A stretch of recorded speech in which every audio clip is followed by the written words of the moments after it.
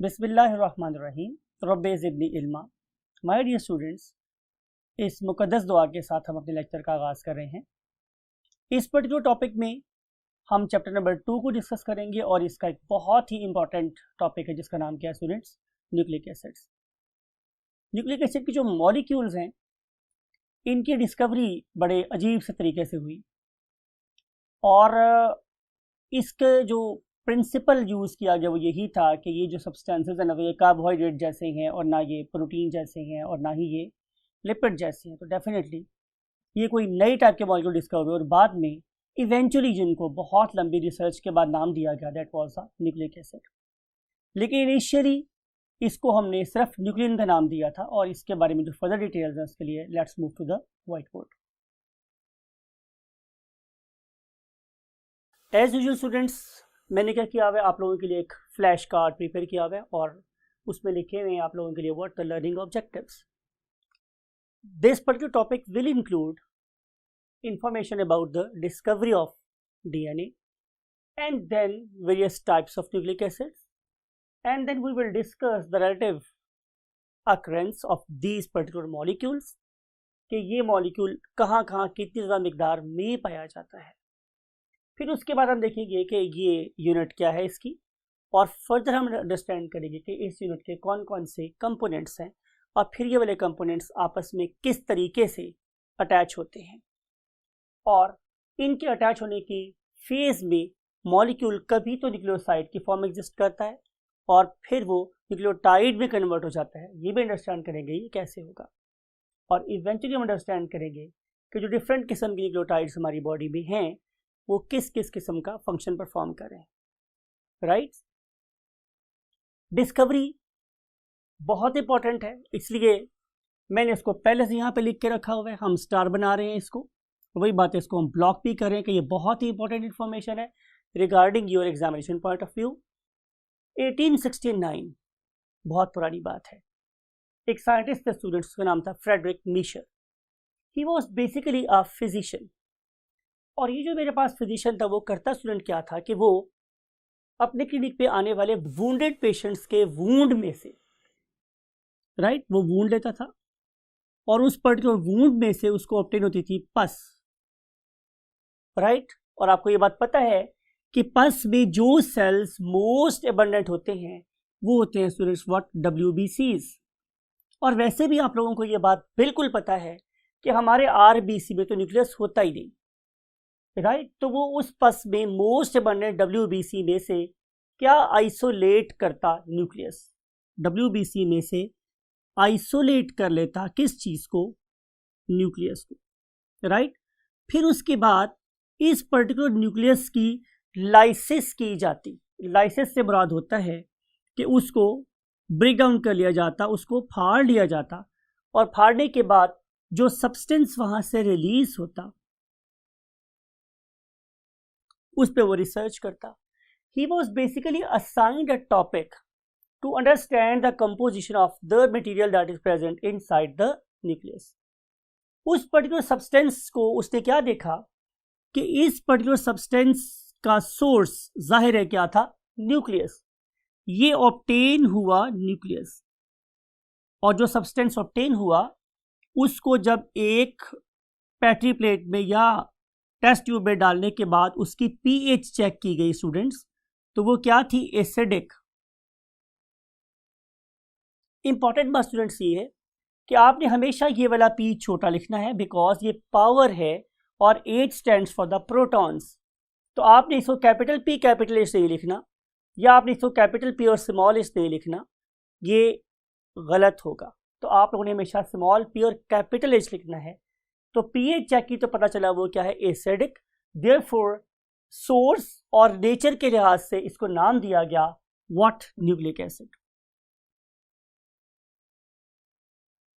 Nucleic acids.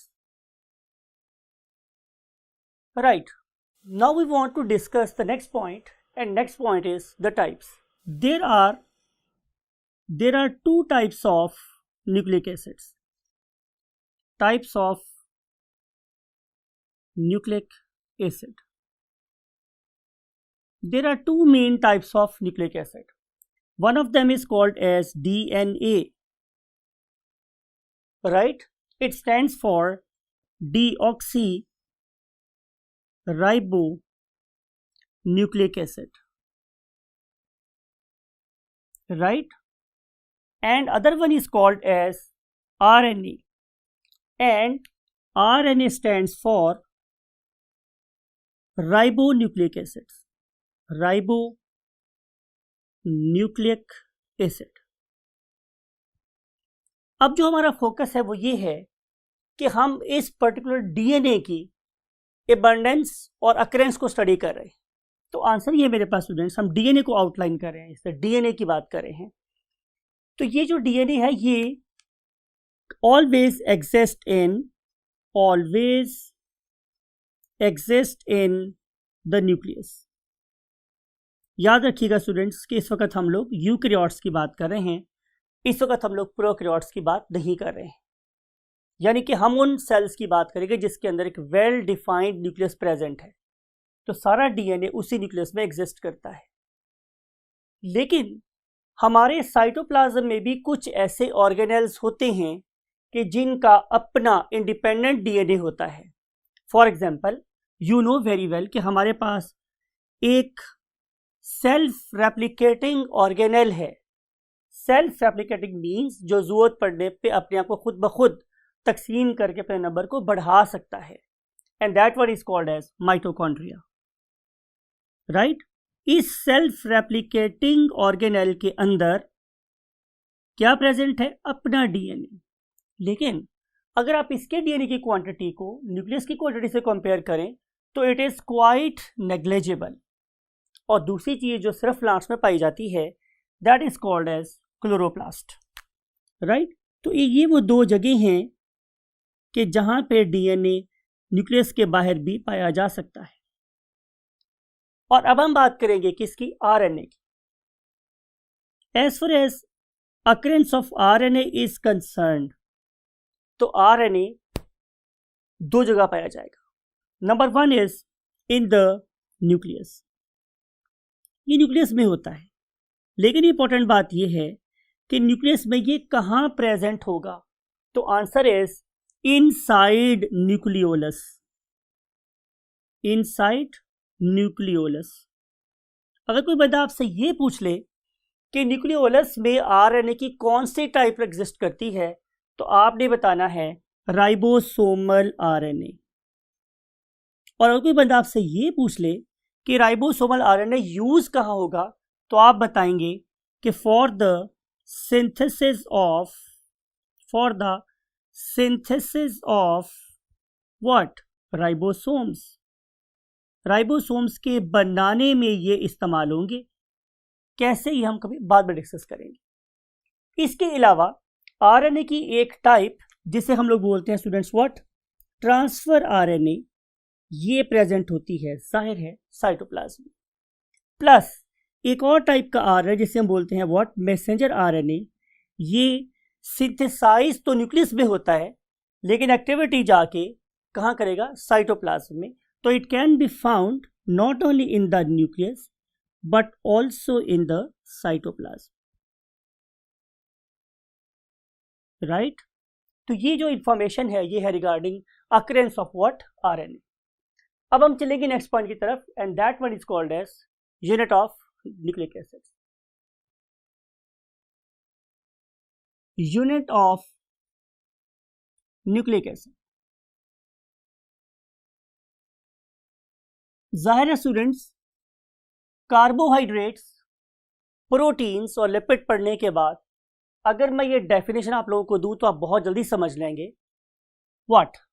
कि DNA और RNA means nucleic acids are polymers of what? Nucleotides. अब nucleotide तो मैं एक्सपेक्ट कर रहा हूं कि आपको जरा नहीं पता होगा, लेकिन टॉपिक पढ़ने के बाद आपको डेफिनेटली पॉलीमर का मतलब समझ आ चुका होगा कि I have to repeat the same units. जब मैं सेम यूनिट्स को बार बार रिपीट करूंगा, कौन सी यूनिट्स को? न्यूक्लियोटाइड्स को. तो जो चीज़ मेरे पास बनेगी वो क्या है? Nucleic acid.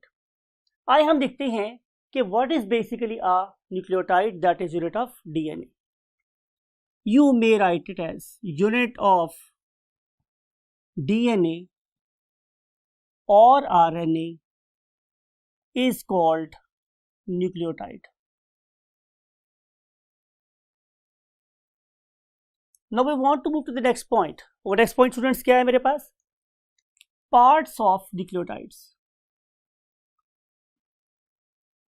Parts of nucleotide. इसके लिए मैं सबसे पहले आपको एक स्ट्रक्चर ड्रॉ कर रहा हूं और फिर आगे हम उसकी फर्दर डिटेल स्टडी करेंगे. Look at this. It is C1, C2, C3, C4 and C5. आपके नंबर लगा रहा हूं मैं. Means it is carbon number 1, it is carbon number 2, carbon number 3, carbon number 4, carbon number 5. मेरा ख्याल है कि आपको कोई बात याद आ गई होगी. Yes, you are right कि ये एक कार्बोहाइड्रेट है, राइट? और जिस कार्बोहाइड्रेट में 5 कार्बन हो, very right, they are called as what? Pentoses. तो ये पहली जो कंपोनेंट है मेरे न्यूक्लियोटाइड का, उसका नाम क्या है स्टूडेंट? एक पेंटोज शुगर. तो आप इसे लेबल कर रहे हैं यहां से लेके यहां तक कि this is called as a pentose sugar. अब डियर स्टूडेंट्स, आपने मुझे ये बताना है कि पेंटोज शुगर से कितनी टाइप्स थी. जब मैंने आपको ये पढ़ाया था, मैंने आपको इनकलकेट किया था ये वाली बात कि पेंटोज शुगर्स की 2 टाइप्स हैं. उनमें से एक को क्या नाम देते हैं हम लोग? Ribose sugar. Ribose sugar. आप में से कौन बताएगा इसका formula? Very right, C5H10O5. C5H10O5. यहां तो नजर आ रही सिर्फ C1 और A को. तो आपको पता है अब इसे कैसे बैलेंस करेंगे. जाहिर है हम लोग यहां पर H और OH लगाएंगे, यहां पर भी हम लोग H और OH लगाएंगे, यहां पर भी यही वाला काम करेंगे. बिकॉज इस चैप्टर के दौरान में बहुत दफा जिक्र हुआ कि कार्बन के 4 हाथ होते हैं और उसकी वैलेंसी 4 है, तो वो वैलेंसी ही बेसिकली मैं यहाँ पे सेटिस्फाई कर रहा हूँ, राइट? और यहाँ पे 1 2 3, यहाँ पे आपने सिर्फ एक H लगाना है और यहाँ पर आप क्या अटैच करेंगे स्टूडेंट्स? H एंड से OH. Now count all these things कि मेरी बात सही है या नहीं है. Look at this. Carbon 5, okay, हमने ऑलरेडी ड्रॉ की थी carbon 5. Now we have to count number of H. वो कितने हैं यहाँ पे? 1 2 3 4 5 6 7 8 9 एंड 10. तो H कितने के स्टूडेंट्स मेरे पास? 10. और O देखते हैं हम लोगों ने 5 है या नहीं. तो 1 2 3 4 एंड 5. तो फॉर्मूला क्या बन गया मेरे पास? C5H10O5. Point to be noted, आपने बहुत गौर से इस बात को अंडरस्टैंड करना है कि जो इसकी दूसरी टाइप है उसका नाम है डीऑक्सीराइबोज शुगर. Deoxyribose sugar. बिल्कुल आप अंडरस्टैंड कर रहे हैं कि we are going to eliminate और रिमूव 1 ऑक्सीजन फ्रॉम हेयर. इसी नाम क्या है? डीऑक्सी. मैंने निकाल ली है एक ऑक्सीजन. कहां से? राइबोज शुगर में से. अब आप मुझे सोच के बताएं कि वो ऑक्सीजन कौन से निकलनी चाहिए. तो श्योर मैं आपको बताऊंगा, पता चलेगा. वो है स्टूडेंट्स ये वाली ऑक्सीजन, दिस वन. आप लोगों के लिए मैं अब इसे और ज्यादा मैग्नीफाई करके लिख रहा हूं ताकि आपको अंडरस्टैंडिंग हो. This one, right. ये वाली ऑक्सीजन जो कार्बन नंबर 2 पे है, it is removable. Carbon number 3 वाली OH तो रिमूव हो ही नहीं सकती. इसकी लॉजिक मैं आपको बाद में बताऊंगा. लेकिन यहां पे आपने नोट ये करना है कि हम डीऑक्सीराइबोज शुगर बनाने के लिए कार्बन नंबर 2 में से ये वाली ऑक्सीजन निकाल देंगे तो अब यही राइबोज बन जाएगी डीऑक्सीराइबोज शुगर. अब इसका फॉर्मूला क्या बनेगा? फॉर्मूला बनेगा dear student C5H10O4. So this particular comparison should always exist in your mind. ये यहाँ पे होना चाहिए कि इसमें ऑक्सीजन एटम 5 हैं और इसमें ऑक्सीजन एटम्स कितने हैं? 4. तो ये डिफरेंस है between the pentose sugar of DNA and RNA. अब हम चलते हैं नेक्स्ट पॉइंट की तरफ। We have discussed very first part that is called as pentose sugar, और अभी डिस्कस किया है कि पेंटोज शुगर की दो टाइप्स हैं। One of them is C5H10O5 and other one is C5H10O4। अब हम डिस्कस करेंगे इसका दूसरा कंपोनेंट, और दूसरा कंपोनेंट स्टूडेंट्स क्या है? Nitrogenous base. नाइट्रोजिनस बेस, पहले इसको अंडरस्टैंड करेंगे कि नाइट्रोजिनस बेस अटैच कहां होनी है। तो answer is it always attaches itself with carbon number 1, यहां अटैच होगी। ये पहला पॉइंट है जो आपने हमेशा मन में याद रखना है, कार्बन नंबर 1 से अटैच होगी। आपके ख्याल में मैंने कोई गलती की है? तो बिल्कुल आप सही कह रहे हैं कि अगर मैंने यहाँ पे ये वाला बॉन्ड एस्टेब्लिश करना है तो I have to eliminate hydrogen from here, right. तो अब यहाँ पे जो कार्बन है उसका एक हाथ फारिग है, और उस एक हाथ में अब मैं हैंड ओवर कर सकता हूँ क्या? Nitrogenous base. और नाइट्रोजनस बेस से मैंने ये अटैच कर दिया, something like it. It is basically nitrogenous base. अब हम डिस्कस करेंगे आप लोगों के साथ various types of nitrogenous bases. So यहां पे कैप्शन लगा लेते हैं, types of nitrogenous bases. Types of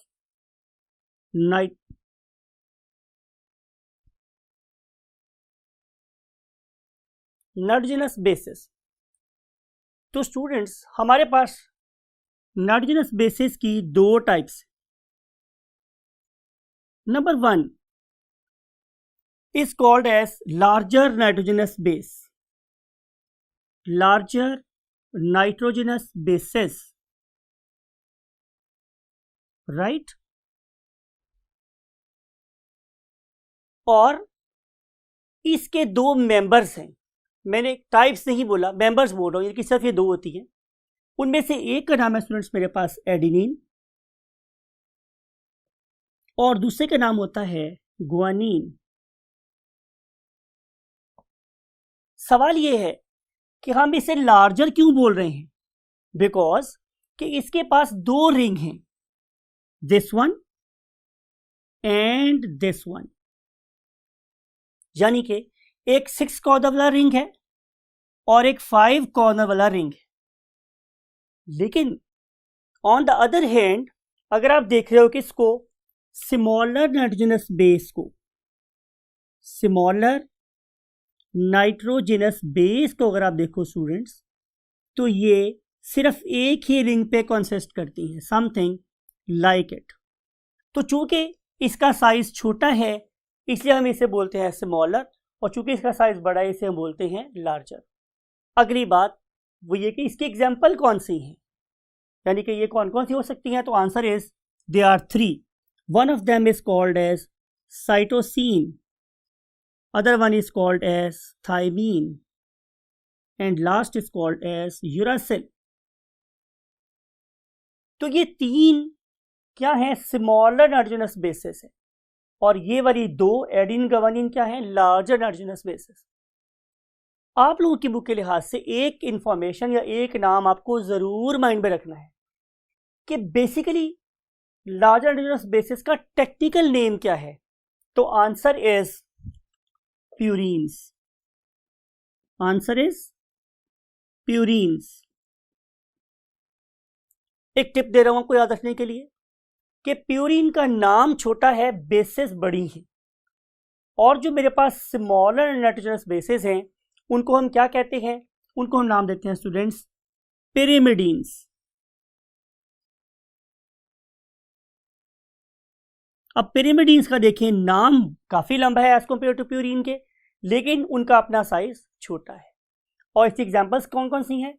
cytosine, thymine, uracil. आप इसको कट के नाम से भी याद रख सकते हैं, CUT cut, C for cytosine, U for uracil and T for thymine. तो ये हुई मेरे पास types of what? Nitrogenous bases. अब अगली बात ये स्टूडेंट्स, थोड़ा बात को गौर से सुनिएगा कि अगर मैं इनको ड्रॉ करना चाह रहा हूं तो मैं इसे कैसे ड्रॉ कर सकता हूं। तो answer is something like it. आप शुरू करेंगे N से, NCN एंड देन C और C। और अगर मैं इसको बताना चाह रहा हूं व्हाट प्यूरिन, तो मुझे इसके साथ एक और NCN अटैच करना होगा, NC और N, right.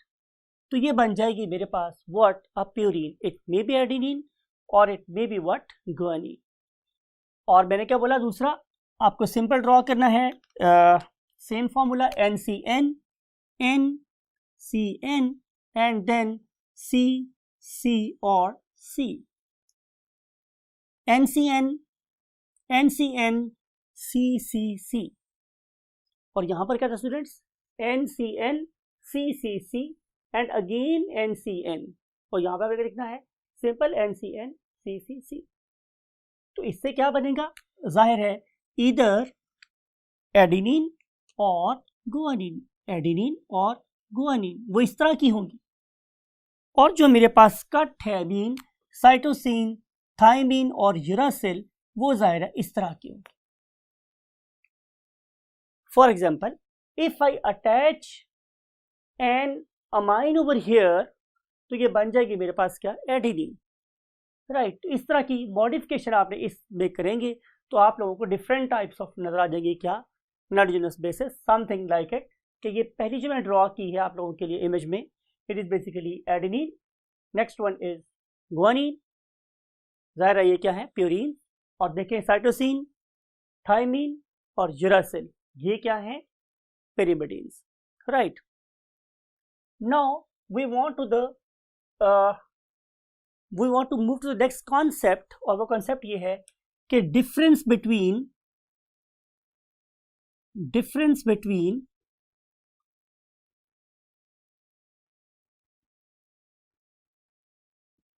Nucleoside and nucleotide. ये बिल्कुल आप लोगों से हम एक नंबर का सवाल पूछ सकते हैं, इसलिए आप लोगों को ये पता होना चाहिए। तो लुक एट दिस, इसको आप लिख लें, 2 मार्क्स का क्वेश्चन भी आ सकता है और ये important question. Look at this, मैं अब क्या ड्रॉ कर रहा हूं माय स्टूडेंट्स, बिल्कुल सही, आपने बिल्कुल सही पहचाना है कि मैं एक पेंटोज शुगर ड्रॉ कर रहा हूं। अब इस पेंटोज शुगर में आप लोगों ने वैलेंसी फिल कर देनी है। तरीका आपको मैंने लास्ट टाइम बता दिया है कि आपने इसमें कहाँ कहाँ H और OH लगाना है। फिर अगर आप इसकी कार्बन नंबर 1 पे अटैच कर देते हो कोई भी nitrogenous base, something like it, तो ये वाला ब्लॉक मींस ये दो चीजें मिल के बनाएंगी न्यूक्लियोसाइड, राइट। बात को आपने गौर से सुनना है, ये क्या बन गया, न्यूक्लियोसाइड। मैं लिख देता हूं आप लोगों के लिए, न्यूक्लियोसाइड। अब ये जो न्यूक्लियोसाइड है, अगर मैं इसे कन्वर्ट करना चाहूं इनटू अ न्यूक्लियोटाइड, तो I have to attach a phosphate with carbon number 5। वो कैसे अटैच करेंगे, आइए इसको अंडरस्टैंड करते हैं। लुक एट दिस, ये देखिए स्टूडेंट्स, मेरे पास यहां पे प्रेजेंट था H, यहां पे प्रेजेंट था H और यहां प्रेजेंट था OH, राइट। अब हमने करना क्या है कि हम लोगों ने इसके साथ अटैच करना है एक phosphate. You know the formula of phosphate, yes, very good, H3PO4।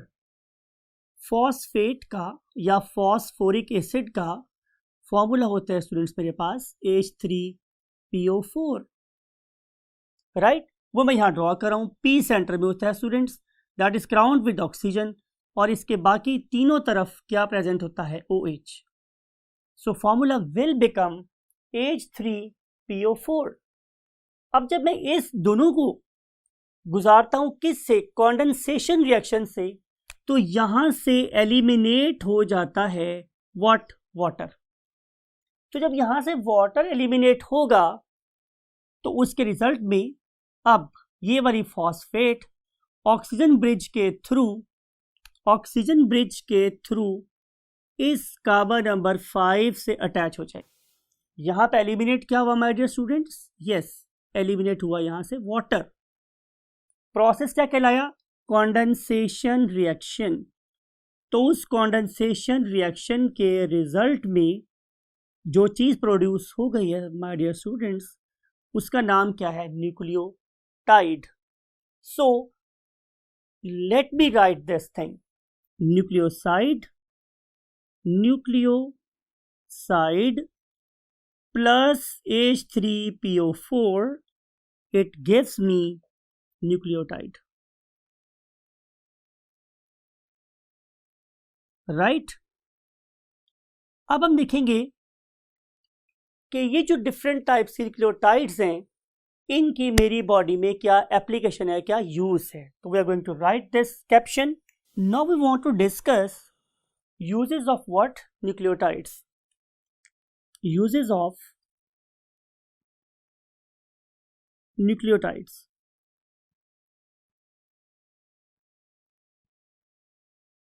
इसका सिंपल सा आंसर मेरे पास ये है कि अपनी एक्टिवेटेड फॉर्म में, मीन टू से कि ये अपनी ट्राइफॉस्फेट वाली फॉर्म में, एक्टिवेटेड फॉर्म में ये प्रोवाइड कर सकते हैं दो बड़ी यूनिक व्हाट यूटिलिटीज, मीन इस्तेमाल. नंबर 1 कि इट एक्ट्स एज व्हाट?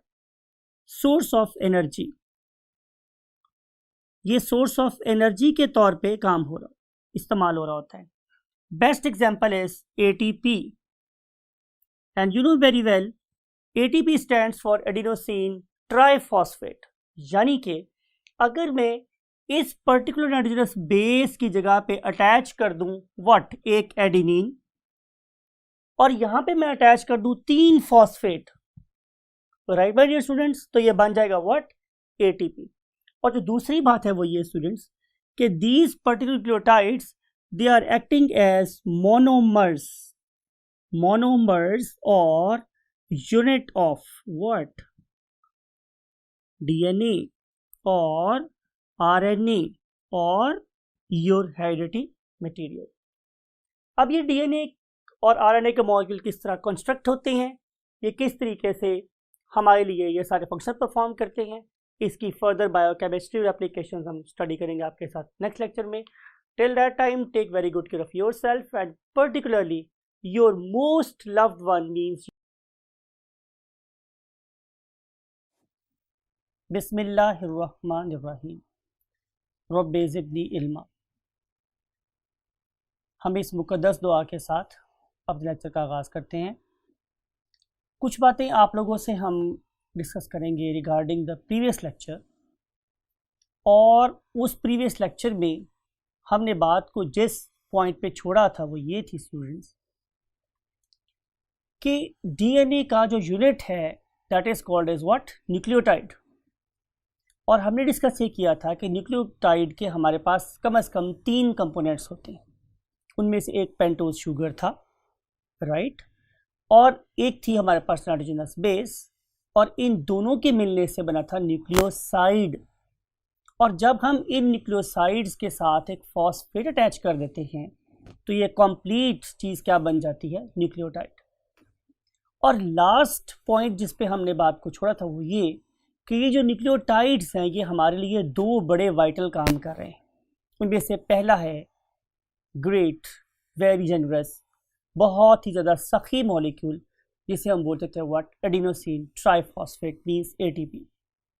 अब ये जो एटीपी है अगर एक तरफ ये एनर्जी का काम कर रहा है तो दूसरी तरफ ये अपनी एक्टिवेटेड फॉर्म में क्या है स्टूडेंट्स? याद करें लास्ट पॉइंट, बिल्कुल सही फरमाया आप लोगों ने कि हमने ये कहा था कि when ever these monomers means AMP, CMP, GMP और टीएमपी आपस में मिलेंगे तो ये एक बहुत ह्यूज मॉलिक्यूल बना देंगे जिसके ज़िम्मे अल्लाह रब्बुल इज़्ज़त ने इनहेरिटेंस मीन्स इंफॉर्मेशन को जनरेशन आफ्टर जनरेशन पास करने के लिए इस्तेमाल किया. लेकिन इम्पॉर्टेंट बात यह है कि इस पर्टिकुलर मॉलिक्यूल को ये प्रूव करना था अपनी स्टेबिलिटी के थ्रू कि जनरेशन आफ्टर जनरेशन भी ये मॉलिक्यूल ख़राब नहीं होगा. राइट स्टूडेंट्स, आए हम इन्हीं पर्टिकुलर मोनोमर्स की कुछ मज़ीद बातें करते हैं और इसके लिए we have to go to the white board.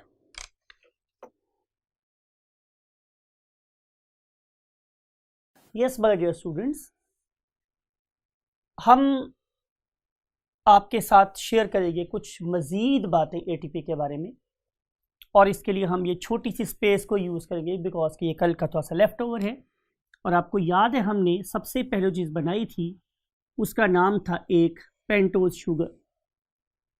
और स्टूडेंट्स ये जो पेंटोज शुगर है, आपको पता है कि इन केस ऑफ डीएनए यहाँ पर एज प्रेजेंट था, ओ एज प्रेजेंट नहीं था, इसीलिए इसका नाम था डीऑक्सीराइबोज शुगर। फिर इसकी कार्बन नंबर 1 के ऊपर हम लोगों ने जो चीज़ अटैच की थी that was basically a nitrogenous base, right my dear students, it was a nitrogenous base और इसका नाम था what? Adenine, adenine, right. जब मैं इस एडिनिन नाइट्रोजनस बेस को अटैच कर देता हूं पेंटोज शुगर के साथ तो ये बन जाती है एडिनोसिन न्यूक्लियोसाइड। फिर इस पर्टिकुलर कार्बन नंबर 5 के ऊपर, ये इसकी कार्बन नंबर 5 है, दिस इज कार्बन 1 2 3 4 एंड 5। जब मैं इस कार्बन नंबर 5 के साथ अटैच कर देता हूं एक एस्टर लिंकेज के थ्रू फॉस्फेट, राइट, तो इस मकाम तक हम इसे कहते हैं कि भाई आप क्या हो, एडिनोसिन मोनोफॉस्फेट और AMP। और अगर मैं इस पर्टिकुलर फॉस्फेट के साथ एक और फॉस्फेट जोड़ दूं, समथिंग लाइक इट, जैसे कि मैंने अब ड्रॉ कर रहा हूं, राइट, तो यू नो वेरी वेल कि यहां पर होगा कॉन्डेंसेशन रिएक्शन और उसके रिजल्ट में यहां पे डेवलप होगा एक एस्टर बॉन्ड। तो अब यहां से लेके यहां तक जो मॉलिक्यूल मेरे पास बना है it is called as ADP, adenosine diphosphate. और अगर मैं इसके आगे फर्दर एक और फॉस्फेट जोड़ दूं, something like it, same procedure, condensation reaction, और मैंने यहाँ पे अटैच कर दिया एक और फॉस्फेट, तो अब ये वाला सारा मॉलिक्यूल यहाँ से लेके यहाँ तक ये कहलाएगा ATP, राइट। अब ये जो मेरे पास मॉलिक्यूल बन गया है एडिनोसिन ट्राइफॉस्फेट, इसके अंदर यू नो कि यहाँ पे भी नेगेटिव चार्ज है, यहाँ भी नेगेटिव चार्ज है, यहाँ भी नेगेटिव चार्ज है, यहाँ भी, यहाँ भी, यहाँ भी, यहाँ भी। तो इतना ज़्यादा नेगेटिव चार्ज जब एक ही जगह पर एक्यूमुलेट हो जाता है तो इस पर्टिकुलर मॉलिक्यूल के अपने अंदर मीन्स इंट्रामोलेक्युलर फोर्सेस ऑफ रिपल्शंस बहुत पड़ जाती, और ये इतनी ज़्यादा फोर्सेस ऑफ रिपल्शन इसे बना देती हैं अनस्टेबल, और ये अनस्टेबल मॉलिक्यूल ही बेसिकली रीज़न है इसकी एनर्जी डोनेटिंग एबिलिटी। तो जितना कोई मॉलिक्यूल अनस्टेबल होगा उतना ही उसमें ये एबिलिटी होगी कि वो एनर्जी डोनेट कर सकता है। सो दैट्स वाई कि ये हमारा ATP एक एनर्जी डोनर मॉलिक्यूल है। तो जहाँ भी आप लोगों के सेल को एनर्जी की ज़रूरत होगी, ये वाला सखी मॉलिक्यूल, ये जेनरस मॉलिक्यूल वहाँ पे जाएगा, अपना ये वाला बॉन्ड क्लीव करेगा, तोड़ेगा, ब्रेक करेगा और एनर्जी उस पर्टिकुलर रिएक्टेंट को प्रोवाइड कर देगा। तो ये था स्टूडेंट्स हमारे पास कुछ बातें रिगार्डिंग स्ट्रक्चर ऑफ ATP। अब हम बात करेंगे स्टूडेंट्स स्ट्रक्चर ऑफ DNA की, जो हमारा आज का नया टॉपिक है। आपने ये देखना है स्टूडेंट्स कि हमारे स्ट्रक्चर ऑफ DNA में किस किस किस्म के न्यूक्लियोटाइड्स इस्तेमाल हो सकते हैं। इंट्रो में आपसे डिस्कशन हो चुकी है कि हमारे न्यूक्लियोटाइड्स क्या हैं, मोनोमर ऑफ DNA और RNA। अब हम यहाँ से मूव करें अपने इस टेबल के ऊपर, राइट, तो हम यहाँ पर पहले लिख रहे हैं, मैंने डेलिबरेटली दो डिफरेंट कलर्स से इसको यूज़ किया है, RNA और DNA को। RNA के लिए मैंने ब्लैक कलर और DNA के लिए रेड यूज़ किया हुआ है, यू नो वेरी वेल। तो जो नाइट्रोजनस बेसेस यहाँ पे इस्तेमाल हो रही हैं वो कौन सी हैं students, adenine, guanine, cytosine and uracil, right. On the other hand DNA में जो बेसिस इस्तेमाल हो रही हैं उसका नाम मेरे पास क्या है, adenine, guanine, cytosine, but instead of uracil we have got what, thymine over here, thymine। इसका मतलब ये हुआ हमारे डियर स्टूडेंट्स कि AGC ये डीएनए और आरएनए में कॉमन है, लेकिन जो नाइट्रोजनस बेस इन दोनों को एक दूसरे से मुमताज कर रही है वो है स्टूडेंट्स क्या, यूरासिल और थाइमीन। तो पहले आप लोगों के माइंड में ये बात रहनी चाहिए हमेशा कि आरएनए में यूरासिल इस्तेमाल होता है इंस्टेड ऑफ थाइमीन। फिर अगर हम देखें कि यहाँ पे कौन कौन से न्यूक्लियोसाइड इस्तेमाल होंगे, तो कॉमन सेंस स्टूडेंट्स मेरे पास के यही 4 किस्म के न्यूक्लियोसाइड इस्तेमाल होंगे। मीन, एडिनोसिन न्यूक्लियोसाइड, एडिनोसिन इस्तेमाल होगा स्टूडेंट्स, गुआनिडीन इस्तेमाल होगा, देन साइटिडीन इस्तेमाल होगा, एंड देन यूरिडीन इस्तेमाल होगा। So uridine, cytidine, guanidine and adenosine, these are basically nucleosides. और अगर हम डीएनए के न्यूक्लियोसाइड्स को देखें तो यहां पे वही इस्तेमाल होगा, adenosine, guanidine,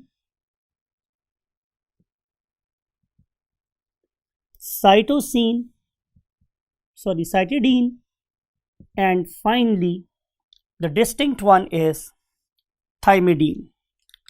Distinct one is thymidine. अगर ये थाइमीन हो खाली तो ये नाइट्रोजनस बेस है, लेकिन अगर ये थाइमिडीन है तो ये न्यूक्लियोसाइड है। और आपको मैंने डिस्कस किया यहाँ पे कि अगर मैं इस न्यूक्लियोसाइड के साथ एक फॉस्फेट अटैच कर दूं तो जाहिर है ये क्या बन जाएगा, न्यूक्लियोटाइड। फॉर एग्जाम्पल कि अगर मैं एक एडिनोसिन के साथ एक फॉस्फेट अटैच कर दूं तो ये बन जाएगा मेरे पास आरएनए का पहला न्यूक्लियोटाइड जिसका नाम है adenosine monophosphate, right. Then it can be guanidine monophosphate, it can be cytidine monophosphate, and it can be uridine monophosphate. On the other hand, अगर हम इसको डीएनए की सेंस में लिखेंगे तो जाहिर है यहाँ पे बनेगा AMP, बाबर रिपीट की जरूरत नहीं है, then GMP, then CMP and then TMP। So ये जो मोनोफॉस्फेट्स हैं ये बेसिकली क्या बनाएंगे या ऑफर करेंगे, foundation of what, the DNA. तो हम लोगों ने अब तक यहाँ स्ट्रक्चर ऑफ ATP क्या है, स्ट्रक्चर ऑफ डीएनए क्या है, कौन कौन से न्यूक्लियोटाइड हमारे डीएनए में या आरएनए में इस्तेमाल होते हैं। अब हमने ये देखना है स्टूडेंट्स कि जो डिफरेंट किस्म की न्यूक्लियोटाइड्स हैं वो आपस में कैसे जुड़ती हैं, मींस कि हमारा जो फॉस्फोडाइएस्टर बॉन्ड है वो कैसे बनता है। इसको अंडरस्टैंड करने के लिए let's move to the next column of the board. जगह को हम यूज कर रहे हैं, you can look at this कि ये मैं यहाँ पे यूज कर रहा हूँ स्टूडेंट्स व्हाट, एक पेंटोज शुगर, राइट। और जैसे मैंने आपको पहले बोला चूंकि ये डीएनए की पेंटोज शुगर है तो यहां पर H प्रेजेंट होगा, OH प्रेजेंट नहीं होगा। अब इसके कार्बन नंबर 1 के ऊपर मैंने अटैच कर दी है से एडिनिन, तो अब तक ये क्या बन गया है, ये बन गया है एडिनोसिन न्यूक्लियोसाइड, राइट। और अगर मैं इसकी कार्बन नंबर 5 के साथ अटैच करना चाहूं, जी स्टूडेंट्स मुझे आप लोगों की तवज्जो चाहिए, तो 100%, सिर्फ 100% ही 200% चाहिए। तो आपने ये अंडरस्टैंड करना है कि हम इस कार्बन नंबर 5 पे फॉस्फेट कैसे अटैच करेंगे। तो मैंने लास्ट टाइम आपको सिखाया था स्टूडेंट्स के फॉर्मूला ऑफ फॉस्फोरिक एसिड और फॉस्फेट इज H3PO4। और आपको ये भी याद है कि मैंने आपको ड्रॉ करना सिखाया था कि इसमें एक सेंटर में फॉस्फेट होती है और इसके तीनों तरफ OH अटैच होता है, राइट। ये दोनों OH आमने सामने जब आएंगे तो यहां से होगा कॉन्डेंसेशन रिएक्शन और उसके रिजल्ट में क्या प्रोड्यूस हो जाएगा, एक फॉस्फोएस्टर बॉन्ड। तो जो बॉन्ड यहां पे एग्जिस्ट कर रहा है उसका नाम क्या है, phosphoester linkage. Phosphoester linkage, right. हम इसको अब यूं भी लिख सकते हैं, यहां से मैं वाटर को एलिमिनेट कर दूं और अब इस ऑक्सीजन का लिंक डायरेक्ट इस फॉस्फेट के साथ कर दूं, समथिंग लाइक इट, और यहां पे लिख दूं -H2O। तो तब भी ये जो कॉन्सेप्ट है वो क्लियर हो जाएगा। So this very bond is called as phosphoester linkage. अब तक मैंने आप लोगों के साथ एक एडेनिन न्यूक्लियोटाइड बना लिया है। फर्स्ट कर लेते हैं कि मैं इसको जोड़ना चाह रहा हूं एक और न्यूक्लियोटाइड के साथ, से दैट इज C। तो मुझे क्या करना पड़ेगा, बिल्कुल राइट, कि मुझे यहां पे दोबारा से एक पेंटोज शुगर ड्रॉ करनी पड़ेगी, somewhere here 1 2 3 4, and I'm going to attach what say it is cytosine C। और अब मुझे क्या करना है स्टूडेंट्स, बिल्कुल सही, कि मुझे इसकी कार्बन नंबर 5 के ऊपर अटैच करवाना है एक फॉस्फेट, और आपको उसका बिल्कुल मेथड आता है जो हमने अभी सीखा है, राइट। अब जरा अपनी बात को अगेन वही बात है गौर से देखना है। मैंने आपसे बोला था कि अगर ये DNA के न्यूक्लियोटाइड्स हैं तो इसकी कार्बन नंबर 2 पे तो OH होता ही नहीं, लेकिन मैंने ये भी बात आपको बताई थी कल कि इस पर्टिकुलर कार्बन नंबर 3 पे अगर OH ना हो तो तबाही हो जाएगी, हमारी चेन इलांगेशन यानी कि न्यूक्लियोटाइड्स के आपस में जुड़ने का प्रोसेस रुक जाएगा। तो वो चीज़ जो बेसिकली एक न्यूक्लियोटाइड को दूसरे न्यूक्लियोटाइड से जोड़ने में इस्तेमाल होती है स्टूडेंट्स, वो है मेरे पास ये वाली कार्बन जिसे हम लोग नाम देते हैं C3। It is important, it is very very important कि ये कार्बन नंबर 3 जिसे मैं आप लोगों के लिए अब बोल्ड करके लिख रहा हूँ C और 3, ये वाली C3, इसके वो प्रेजेंट है व्हाट, OH। इसकी कार्बन नंबर 5 पे प्रेजेंट है OH। तो पहले वाले न्यूक्लियोटाइड का, फॉर्मर न्यूक्लियोटाइड का कार्बन नंबर 3 नेक्स्ट न्यूक्लियोटाइड के कार्बन नंबर 5 पे अटैच फॉस्फेट के साथ कॉन्डेंसेशन रिएक्शन शो करेगा, और as a result you can see कि जब यहां से वाटर एलिमिनेट होगा तो अब इस फॉस्फेट का लिंक बिल्कुल डेवलप हो जाएगा, किसके साथ, बिल्कुल ठीक, C3 के साथ। अब आप जरा गौर से देखें कि ये जो मेरे पास फॉस्फेट है ये एक POC बॉन्ड यहां बना रही है, यानी कि एक एस्टर बॉन्ड यहां बना रही है ये वाली फॉस्फेट। सिमिलरली एक एस्टर बॉन्ड ये भी तो डेवलप हो रहा है, POC एक बॉन्ड ऊपर है और एक POC बॉन्ड नीचे है। चूंकि दोनों के दोनों बॉन्ड एस्टर हैं और इसमें जो सेंट्रल एटम है वो फॉस्फेट है, तो इस पूरे के पूरे बॉन्ड को जो यहां से लेके यहां तक बना है, यहां से लेके यहां तक, इसे हम बोलते हैं फॉस्फो डाई एस्टर बॉन्ड और फॉस्फो डाई एस्टर लिंकेज। आप इसे लिंकेज भी कह सकते हो और या फिर आप लोग इसे बॉन्ड भी कह सकते हो, राइट।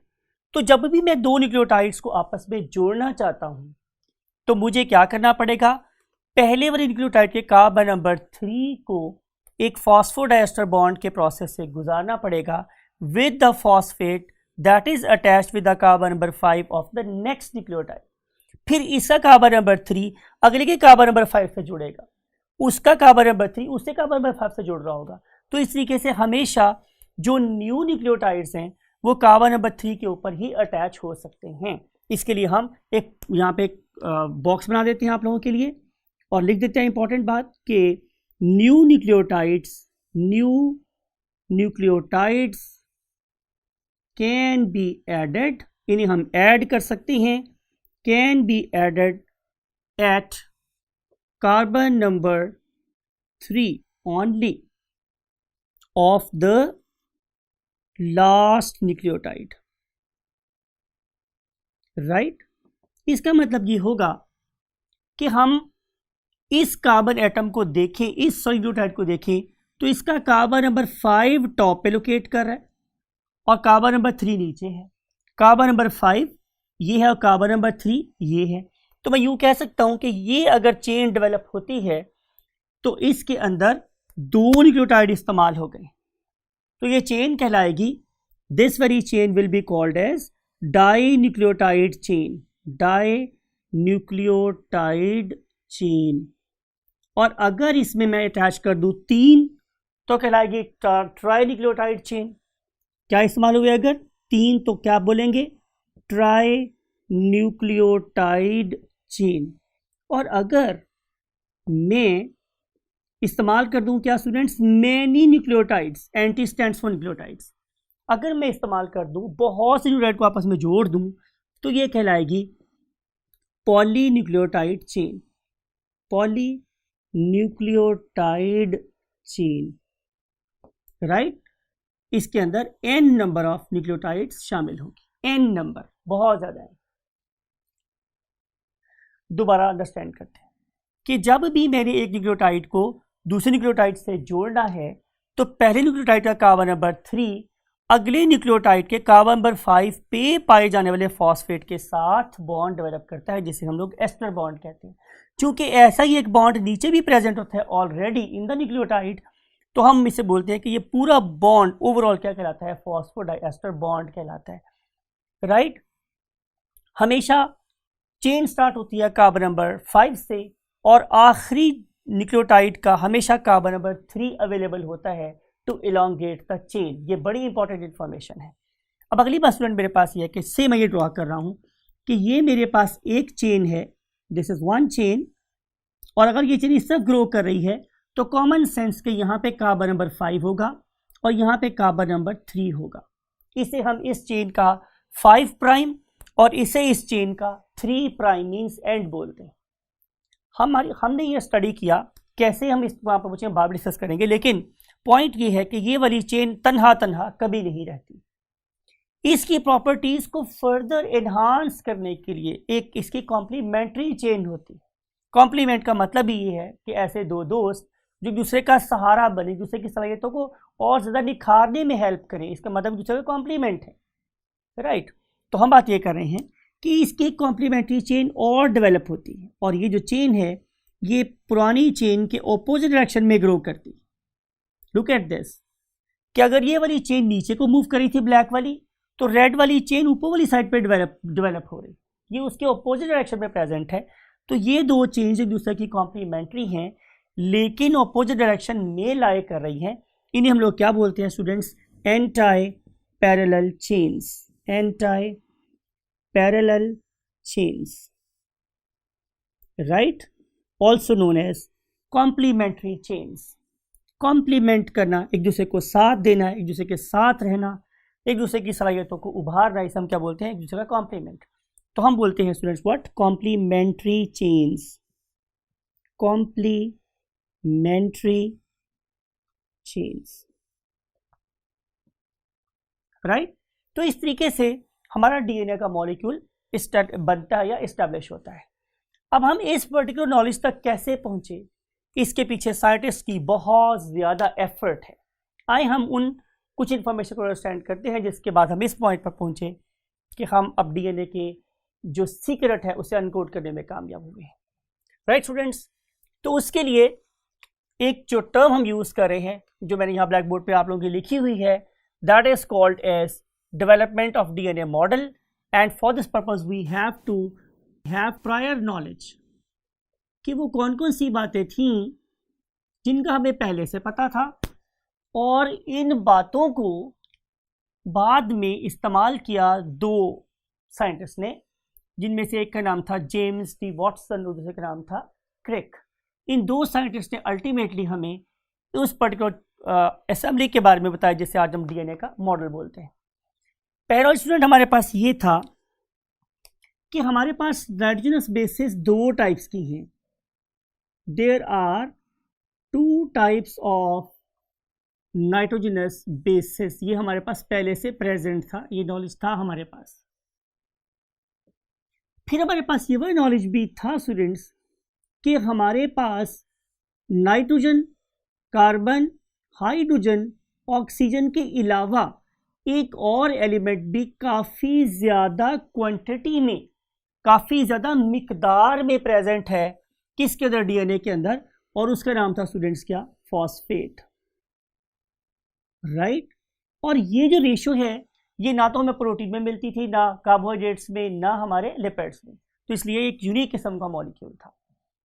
अगली बात हमारे पास ये थी स्टूडेंट्स कि हमें ये पता चल चुका था कि नाइट्रोजनस बेसिस दो किस्म की होती है और इसमें फॉस्फेट भी प्रेजेंट होता है, लेकिन ये चीज़ें कैसे अरेंज होती हैं, इनके स्ट्रक्चर, इनके अंदर स्ट्रक्चर में क्या क्या चीज़ें किस किस तरतीब से अरेंज है, ये हमें पता नहीं था। तो इस पर्पज़ के लिए हम याद करें एक फीमेल साइंटिस्ट को जिसका नाम था स्टूडेंट्स रोजालिंड फ्रैंकलिन। ये उन्हीं दो साइंटिस्ट की हम असर थी जिनका नाम अभी मैं ले चुका हूँ, वैटसन एंड क्रिक। लेकिन इस रोजालिंड फ्रैंकलिन के जो सबसे बड़ी कंट्रीब्यूशन है वो क्या है स्टूडेंट्स, कि ये डीएनए को आइसोलेट करती और आइसोलेट करने के बाद उसके क्रिस्टल को एनालिसिस करती, मीन उसकी क्रिस्टलोग्राफी करती, राइट। क्रिस्टलोग्राफी करने के बाद उसकी एक बहुत ही फेमस तस्वीर है जो हम ऑलमोस्ट हर बुक पे प्रेजेंट है। कहते हैं कि उसको इस पर्टिकुलर तस्वीर को हासिल करने के लिए 100 दिन लग गए, जो उसके पास क्रिस्टलोग्राफिक इमेज आया, दैट इज हियर, राइट। अब इस पर्टिकुलर फेमस पिक्चर के ऊपर बाद में जो इंपॉर्टेंट बात है स्टूडेंट्स ये कि मैथमेटिशियन की एक टीम ने बहुत एक्सटेंसिव वर्क किया। बहुत एक्सटेंसिव वर्क करने के बाद मैथमेटिशियन की उस टीम ने हमें ये वाली बात बताई कि अगर ये स्ट्रक्चर क्रिस्टलोग्राफी की फॉर्म में अपीयर हो रहा है तो फिर इस पर्टिकुलर मॉलिक्यूल को डबल हेलिकल स्ट्रक्चर होना चाहिए। ये चीज़ हमें डिड्यूस की कहाँ से, एक्सटेंसिव क्रिस्टलोग्राफी के बाद मैथमेटिकल ऑपरेशंस से हासिल हुई, राइट। सो उस मैथमेटिकल ऑपरेशन के बाद डबल हेलिकल स्ट्रक्चर कॉन्सेप्ट हमारे माइंड में आ गया।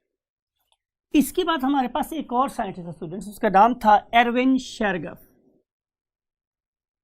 Irwin Chargaff, right.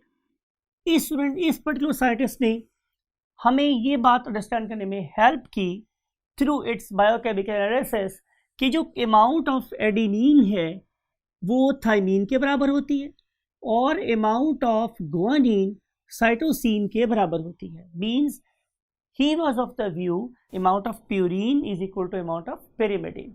उसके बाद हम देखते हैं कि ये हमसे क्वेश्चन भी आ सकता है, इसीलिए मैंने डेलिबरेटली इसमें से कुछ वैल्यूज इस पर्टिकुलर टेबल में से मिस की हुई है। देखिए मिसाल के तौर पे मैन में, इस वाले कॉलम में मैन को आप स्टडी कर रहे हैं, तो मैन में जो कॉन्सेंट्रेशन ऑफ थाइमीन जहाँ लिखी हुई है वो क्या है, 29.4। तो using the Chargaff principle we can predict, हम जान सकते हैं amount of adenine in this column, it may be about 29 और 30, so we can say it is 30, right. So these two values are lying very close to one and other, दूसरे के बहुत पास है। ये बता रही है, ये डिपिक्ट कर रही है कि amount of adenine is equal to amount of thymine. Similarly अगर आपके पास वैल्यू ऑफ सी गिवन है तो you can predict amount of value of G. तो ये कितनी चाहिए अप्रॉक्सीमेटली, से इट मे बी 19.6, से इट इज 19.6। तो ये दो वैल्यूज आप देख रहे हैं कि बहुत क्लोज लाई कर रही हैं और ये वाली दो वैल्यूज बहुत क्लोज लाई कर रही हैं, और ये मतलब रिसर्च का डेटा है, राइट। सिमिलरली अगर आप लोगों के पास एडेनिन 29.3 है तो ज़ाहिर है थाइमीन भी मेरे पास कितनी होगी students, 29, say it may be 29.5, very close to 29.3। Similarly, if it is G 21.4, so it will be about, say, it may be 21.4, the same. Yes, it is quite possible. इस तरीके से यहाँ पे कौन कौन सी वैल्यूज आ सकती हैं? Think your self, because I always believe कि आप लोगों के शोल्डर्स पे एक थिंकिंग ब्रेन प्रेजेंट होना चाहिए. तो प्रेडिक्ट करें and give me the answers, right. तो ये जो प्रिंसिपल था इसे हम बोलते हैं शरगफ प्रिंसिपल के amount of purine is always equal to amount of pyrimidine. अब ये सारी इंफॉर्मेशन हासिल करने के बाद क्या हुआ, इसके लिए हम next part of the white board में मूव करें. इसके बाद स्टूडेंट्स हमारे पास दो साइंटिस्ट, मेरा नाम था वॉटसन और दूसरे के नाम था स्टूडेंट मेरे पास क्या, क्रिक. वॉटसन एंड क्रिक, ये दो डिफरेंट साइंटिस्ट थे.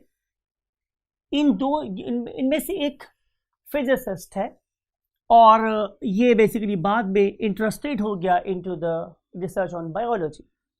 तो उसने हमें ये मॉडल बना के जिसमें बोलते हैं व्हाट, डबल हेलिकल मॉडल और structure, double helical structure of DNA. वो हमें क्या बता रहा है स्टूडेंट्स कि जो डीएनए के मॉलिक्यूल की बैकबोन है, बैकबोन, राइट, वो किसकी बनी हुई है स्टूडेंट्स? वो बनी है दो चीज़ों की, जिसमें से एक को हम बोलते हैं पेंटोज शुगर. से मैं उसको यूँ ड्रॉ कर रहा हूँ, 1 and then 2 and then 3 and then 4. ये वही पेंटोज शुगर है जो अभी हमने ड्रॉ करके देखी. और फिर इनके दरमियान में क्या अटैच है? जाहिर है phosphate. It is phosphodiester linkage जो अभी हम लोगों ने यहाँ सीखी. तो backbone of the DNA molecule, it is made up of pentose sugar and phosphate, pentose sugar and phosphate. ये मेरे फॉस्फेट लिखा है स्टूडेंट्स, नॉट क्लियर, तो मैं दोबारा लिख रहा हूँ आप लोगों के लिए कि ये फॉस्फेट है. So this phosphate and pentose sugar, it is making the backbone of the DNA molecule. अब यहाँ पे हमारे पास क्या अटैच है? ज़ाहिर है डिफरेंट किस्म की what, nucleotides, sorry nitrogenous bases. It may be adenine, it may B guanine, it may B for example cytosine, it may B thymine, it may B cytosine, it can be in any sequence, right. और अगर आप इसको देखिए तो यहाँ पे है हमारा carbon number 5 somewhere here, so it is a 5 prime end of the DNA molecule. और यहाँ पे जो एंड पे अवेलेबल है वो क्या है? कार्बन नंबर 3, तो ये उसका 3 एंड है. और आप सभी डिस्कस हो स्टूडेंट्स कि अगर हम इस पर्टिकुलर मॉलिक्यूल को देखें तो ये हाईली अनस्टेबल है, और अगर मैं इसको स्टेबलाइज करना चाह रहा हूँ तो मुझे इसकी कॉम्प्लीमेंट्री चेन बनानी पड़ेगी. और लास्ट टाइम डिस्कस हुआ था कि वो इसके एंटी पैरेलल डायरेक्शन में होगी, मीन अपोजिट डायरेक्शन में होगी. और अगर मैं इसको अपोजिट डायरेक्शन में ड्रॉ करना चाहूँ माय डियर स्टूडेंट्स, तो हम उसे कैसे ड्रॉ कर सकते हैं? समथिंग लाइक इट, कुछ ऐसे. इस वाले केस में आप लोगों को ये वाली पेंटोज शुगर्स उल्टी ड्रॉ करनी पड़ेंगी, समथिंग लाइक इट, ऐसे, समथिंग लाइक इट.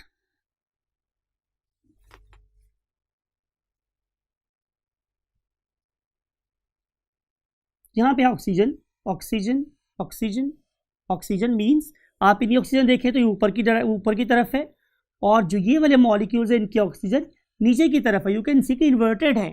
रीज़न हमारे पास ये है कि अब इसका 5 एंड यहाँ प्रेजेंट है, राइट, और 3 एंड यू कैन सी के somewhere here it is present यहाँ पे. और इसको हमने कैसे लिंक किया हुआ है? Bye means of phosphate. हमने इसको फॉस्फेट से लिंक किया हुआ है. You can see carbon number 3 is linking with carbon number 5 through phosphate. Carbon number 3 is linking with the carbon number 5 through phosphate, right? तो देखेंगे दोनों चेन्स आपस में कैसी हैं, ऑपोजिट डायरेक्शन में हैं. और फिर इसके यहाँ पे मीन्स कार्बन नंबर 1 पे अटैच है इसकी कॉम्प्लीमेंट्री बेस. तो जाहिर है जी की कॉम्प्लीमेंट्री बेस क्या है मेरे पास? जी. और टी की कॉम्प्लीमेंट्री बेस क्या है मेरे पास स्टूडेंट्स? ए. और सी की कॉम्प्लीमेंट्री बेस क्या है? जी. और जी की कॉम्प्लीमेंट्री बेस क्या है? सी. और ए की कॉम्प्लीमेंट्री बेस क्या है? टी. जब ये दोनों एक दूसरे के आमने सामने आ जाएंगे स्टूडेंट्स, तो फिर इसके दरमियान में हाइड्रोजन बॉन्ड्स डेवलप हो जाते हैं. अगली बात ये है कि आपने ये टर्म या टिप हमेशा याद रखनी है कि if you want to see me come at GC. You have to come at GC if you want to see me. तो at का मतलब होता है पर और GC means government college Lahore. तो आप गवर्नमेंट कॉलेज लाहौर में आके मेरे से मुलाकात कर सकते हैं. So the term is at GC. G always make a triple hydrogen bond with the C and A always make a double hydrogen bond with the T. Right. अगली बात यह स्टूडेंट्स कि जब ये स्ट्रक्चर बन जाता है जिसमें डबल बॉन्ड और ट्रिपल बॉन्ड्स वाली सिचुएशन है तो इसे हम बोलते हैं कि ये डीएनए का क्या है, सेकेंडरी स्ट्रक्चर है. और इस सेकेंडरी स्ट्रक्चर को हम एक और नाम और देते हैं, वो क्या है students, ladder model of DNA. Ladder model of DNA. Right. फिर आप इमेजिन करिए कि ये आपके घर में एक पौड़ी है और ये जो पौड़ी है ये रिजिड नहीं है बल्कि किसी रस्से की बनी हुई है. तो वो जो रस्सा है एक दूसरे के क्या हो सकता है, ट्विस्ट हो सकता है. यही वाला स्ट्रक्चर बाद में किसी ऐसे स्ट्रक्चर में कन्वर्ट हो जाता है. राइट. Something like it. समझ लेते हैं ये हमारे पास एक चेन है और इसके साथ साथ एक दूसरी चेन भी चल रही. राइट. अब इस पर्टिकुलर पॉइंट से लेकर इस पर्टिकुलर पॉइंट तक हमारे पास एक क्या बन रहा है स्टूडेंट्स, एक लार्जर ग्रूव बन रहा है. लेकिन इस पर्टिकुलर पॉइंट से इस पर्टिकुलर पॉइंट तक ये बन रहा है एक स्मॉलर ग्रूव. राइट. अब ये मैंने बोला था आप लोगों से कि यहां से लेकर यहां तक ये क्या है कि मेजर ग्रूव है और यहां से लेकर यहां तक ये क्या है, एक माइनर ग्रूव है, छोटा ग्रूव है. हम इस बड़े ग्रूव की बात करें कि यहां से लेकर यहां तक जो डिस्टेंस है students, it is approximately 36 angstrom. 36 angstrom. और अगर मैं एक एंगस्ट्रॉम की बात करूं तो 1 angstrom is equal to 1/100 billionth of a centimetre. 100 billionth of a centimetre. Right. और यहां पे आपको नजर आ रही हैं वही क्या, नाइट्रोजनस बेसिस जो दूसरे के साथ आपस में जुड़ी हुई हैं थ्रू जाहिर डबल बॉन्ड और व्हाट, ट्रिपल बॉन्ड. ऐसे ऐसे ये जुड़ी हुई है.